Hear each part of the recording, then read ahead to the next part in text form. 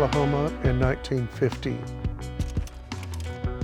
My childhood was in three phases. I was born in Durant, and then we lived in a house trailer in Kansas, Illinois, Mississippi, and then when I was, I don't know, 4 or so, we moved to Brownsville for a few years, and then right before the 60s, we moved here to Sulphur Springs.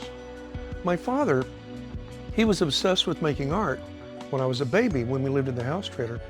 And so he started telling me things when I was extremely young.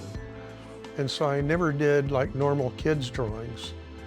I liked other kids' drawings, but I did stilted little adult drawings, and I was always the artist in class. And so that's why a lot of people become artists. They get encouraged. He got the painting bug when he was a kid. He considered himself an artist, though he had a hard time figuring out what he wanted to do to make money. He was a cowboy, and I never saw him ride horses much. That was mostly in his youth, but he painted cowboy and Indian paintings.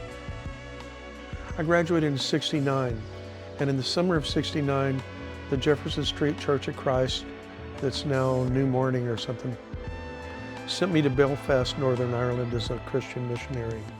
And so I was bringing Jesus into a religious war with like 30 kids from around Texas. But I was reading Lord of the Rings and becoming a hippie, and there were art museums and art billboards all over town. And so I got to see art while I was there. At ET was where I finally met people that were a whole crowd of people. There was a whole crowd of students that were also affected by the 60s. And it was this boiling time. And so it was a good time to be in a town in the middle of nowhere with a good art school. I encourage people, no, don't leave your parents and never call them, but leave your hometown. Do something in your hometown, and or leave your hometown and have some adventures, you know. And went into LA with my portfolio and nothing. And people gave me work. And so I didn't die. An extreme element of new wave is what is called punk, a British phenomenon. Punk bands and their followers symbolize by their appearance the idle, frustrated, and hostile youth of the British working class.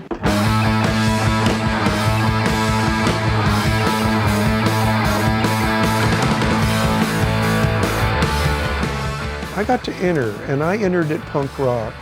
So I made the inventions of my work came in about 1971 or 72, and I didn't get published or really shown until 76 or 77. And my work was real kind of ratty and scratchy, and it fit into punk rock. And I could see the influence of my art. I had done enough album covers and been exposed enough in LA that I could see commercial art that looked like mine on Coke machines and stuff. And so this was crazy. And so I got to have, you know, a lot of adventures.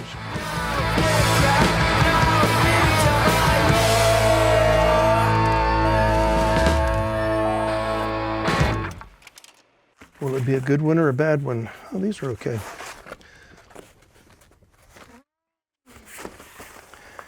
So I did ones where there's really not a story. Like these have a story in a way, or an implied story.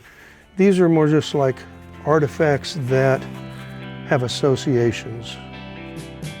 There's a part of me, of course, that wanted to become a big-time painter and stuff, and I tended to be in the wrong place at the wrong time. But which was good, because it meant that I wasn't destroyed by getting too famous or too rich or something, because I did have friends that were destroyed by going to the top of the art world. And some people can handle it. My friend Matt Groening, you know, we used to share cheeseburgers when we were broke at the Astro Burger in LA. And I knew he was going to he was very ambitious and talented and smart and nice. And I knew he was going to do something, and he's like Walt Disney or something. And he's still a nice person, and he handles it. And Mike Kelly, who I knew a little bit, went to the top of the art world and, ended up dying young. And he was afraid if he stopped making art for a minute that people would forget him, which they didn't forget him. And I don't think they forgot him because he killed himself. A lot of artists also are dyslexic or have attention deficit or mental problems. And so you figure out what you're good at. Like, I can't do math and I couldn't memorize things, but I had a very broad imagination, a wild imagination, and an ability to reduce ideas down to a core notion, which is what I still do. It's a mistake to compete with other artists. That's what I've learned, and that's what I say, is you're only competing with yourself. Life is short. Figure out what you want to do, figure out what you can do, figure out what you might do, try to do it, and don't do it in relation to other people. As a teacher for 20 years, I made friends with some of my best students who became these people that do things, that make things happen in the world. And that was a lot of the payoff for me, was still staying connected to youth and to things that are creatively evolving. And so that's what I still do. I live alone, I make art. It's like a spaceship, a one-man spaceship in here. But I'm connected to people all over the world that are doing things. And I know thousands and thousands of people. But being alone is also good. Peewee's Playhouse.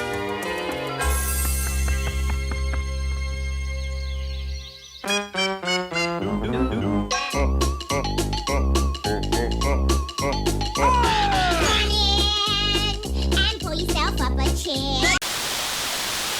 I had a very intense, wonderful, complicated experience working on the Peewee's Playhouse. I wanted to design a kid show. That was one of my dreams, and I got to do that. But you learn the reality of it.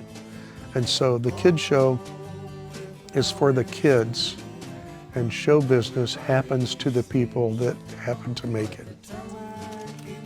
And anyway, working on that show was very interesting. I got to hang out with and meet, again, like meeting Joshua White, an expert in his field.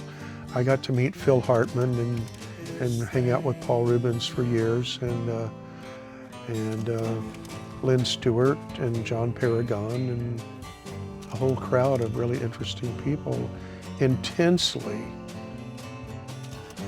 And I'm really surprised Paul's passed away and it's already been a year. No. But I had a lot of fun adventures with him.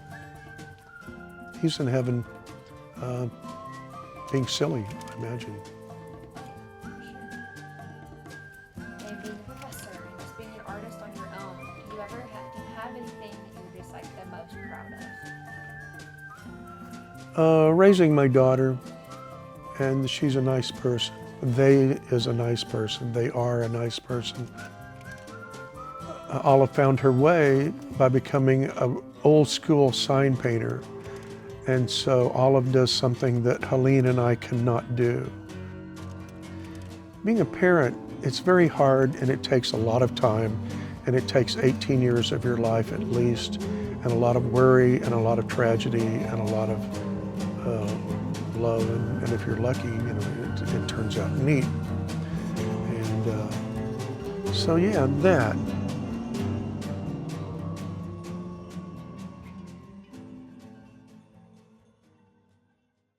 You said you're I'm 73.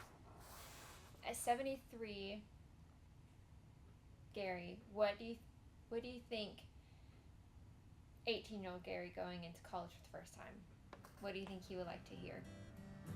What do I think? What? 18-year-old? I think I did what he wanted, and I think I did what 5-year-old Gary wanted. And I got to participate in things, that I dreamed of doing. A kid show, light shows, band. I have 3 pieces in the Pompidou Museum in Paris right now. And in a comic show. So I think you have to I'm in my last stage. I'm 73. And you can always kick the bucket. You could get hit by a truck today. But I would like to just keep going and keep not fade out too soon. I don't want to die, but mission accomplished to a certain extent, you know. I found my peers in the world, and I got to do real interesting projects, and I'm still seem to be doing that. A thing I would say to people as an artist is you have to be patient with yourself, and you have to learn your rhythms, because many artists, if not all artists, have a depressive side and have an insecure side.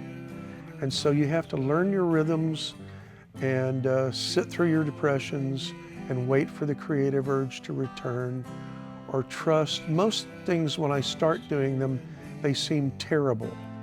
They seem like terrible failures. Oh no, I can't do this after all this time. And then if I just keep going, I might find a way to make it work. You have to like yourself a little bit, and you have to be likable enough to not be so disappointed in yourself that you can't stand to look at yourself in the mirror. And everyone fails at that. Everyone falls short. But you try.